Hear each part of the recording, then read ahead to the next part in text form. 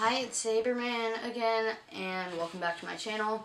I'm going to be showing you a couple of easy ways on how to shuffle, because one of the ways is not going to be, well, actually it is, because it's kind of easy to me, but I still can't do it that well. But I'm going to show you how to do it, just in case you don't know how to do it and you want to know how to do it. But let's dive right in. So keep an eye on the cards. You don't want to do this way that I'm about to show you during a card trick, because they'll just get all messy and it will mess up your performance and they might think that you did it on accident. So if you're right-handed, you want to use your right thumb to do this. If you're left-handed, you want to use your left thumb to do this. I'm right-handed, so I'm going to use my right thumb to do this. See, look, it's not the best thing to do during a card trick performance.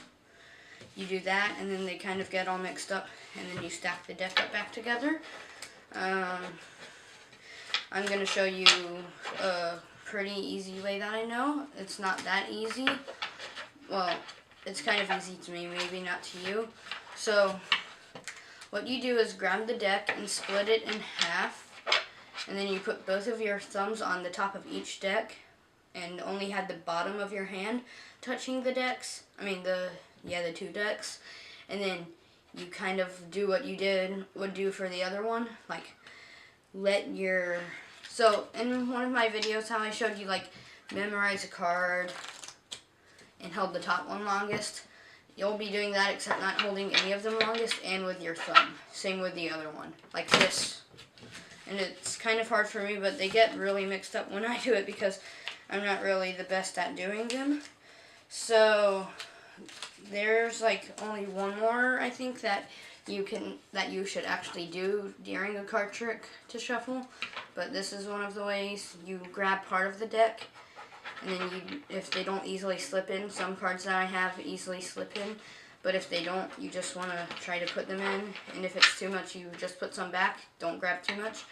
Like, you can grab a couple cards, like maybe about this much, and stick them in.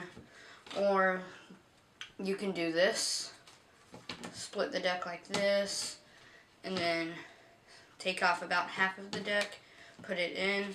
It's pretty much like the same thing as this thing, because you take off part of the deck, you put it somewhere in the middle, wherever you want.